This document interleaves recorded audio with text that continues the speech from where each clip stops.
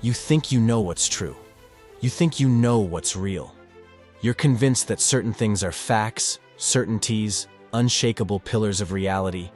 But what if I told you that most of what you call the truth is just a story you've been told so many times that you eventually confused it with reality itself? This isn't a conspiracy theory. This isn't lazy relativism.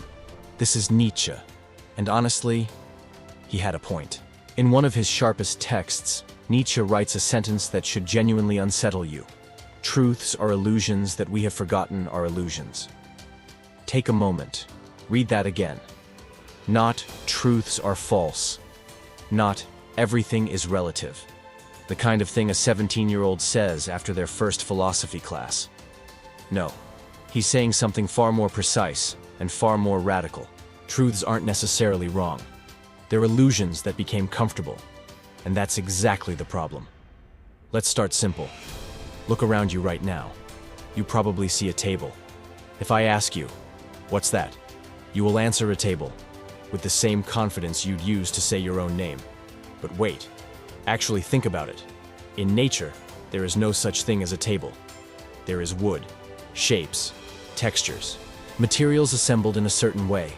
The word table is a label, a convention, a collective agreement we made at some point to make our lives easier, and one we repeated so many times that we started believing it described something universal and objective. That, for Nietzsche, is what a truth is, a shortcut that became invisible.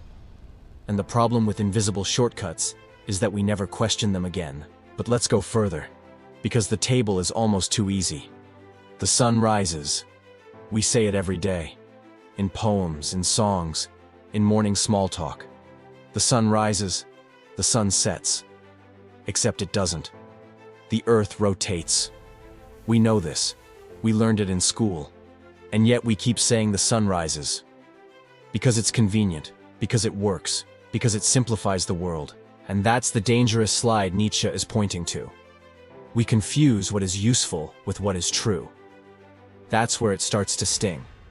Because if you apply this logic to more sensitive topics, it gets uncomfortable fast. How many truths in your life are actually social constructions that were handed to you before you were old enough to question them? What is success? A stable job, a house, 2 kids, and 2 weeks of vacation in the summer? That's a definition. A convention. Invented at a specific moment in time, by a specific kind of society, not a universal law. What is happiness? Smiling in photos, being productive, staying positive? Another construction. A truth wrapped in marketing and sold to you like a product. Even mental health, the criteria for what counts as normal or pathological, have shifted dozens of times in the last century alone. What was considered a disorder in 1950 isn't today. What isn't one today might be tomorrow. These aren't laws of nature, they're collective agreements, evolving conventions. Does that mean all of this is false? No. Does it mean we should question everything all the time? No either. That would be exhausting and pointless. But it means we should know that these truths were constructed, and that we can, if we choose to, deconstruct them. The real danger, according to Nietzsche, isn't living with illusions. We all live with illusions. That's unavoidable. Language itself is a shared illusion, a system of sounds we assigned meanings to, meanings that have no existence outside of us. No. The real danger is forgetting that we live with illusions. It's taking your conventions for absolute truths. It's defending your beliefs as if they were divine revelation. It's shutting down conversation in the name of the truth. When really, you're just defending a habit of thought. And I'll be straight with you. How many times in your life have you stopped listening to someone because what they were saying was wrong? When actually, they were just offering a different framework. How many times have you defended an opinion with energy that would have been better spent asking yourself where it came from in the first place? But Nietzsche isn't a nihilist. That's where most people misread him. He's not saying nothing is true so nothing matters. He's saying the opposite. If truths are constructions, then we have the power to build new ones. That is what philosophical freedom actually looks like. Understanding that truths aren't carved in stone means understanding that you can question them, rework them, replace them. Not out of whim, out of clarity. A child raised with the truth that they are not cut out for school will carry that label like a biological fact, when really it's just a sentence, a construction, a judgment someone made in a specific moment, in a specific context. Deconstructing that truth reopens possibilities, and this scales to every level: personal, social, political, scientific.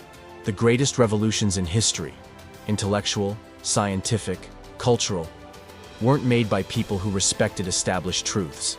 They were made by people who had the courage, or the audacity, or the madness, to ask, what if we've been wrong about this? So here's what Nietzsche leaves us with, and it might be the most uncomfortable gift in the history of ideas. Truth is not a destination. It's a tool we use to navigate the world. Useful, necessary, sometimes indispensable, but a tool nonetheless, not a deity. And like any tool, you need to know when it serves you, when it limits you, and when it's time to pick up a different one. The world doesn't suffer from a shortage of people convinced they're right. It suffers from a shortage of people capable of doubting with elegance, not paralyzing doubt, not the kind of relativism that drowns everything in ambiguity, but that sharp, active doubt, the kind that looks a belief square in the face and asks, where did you come from? Who built you? And do you still deserve your place? Maybe that's what it means to think freely. Not believing the opposite of everyone else. Not rejecting every convention, but knowing, somewhere deep down, that the bars of your cage were built by human hands, and that if you really want to, you can take them apart. If this video made you think, even for a second, drop a comment. Not to tell me I'm right. Tell me where you disagree. That's the real conversation.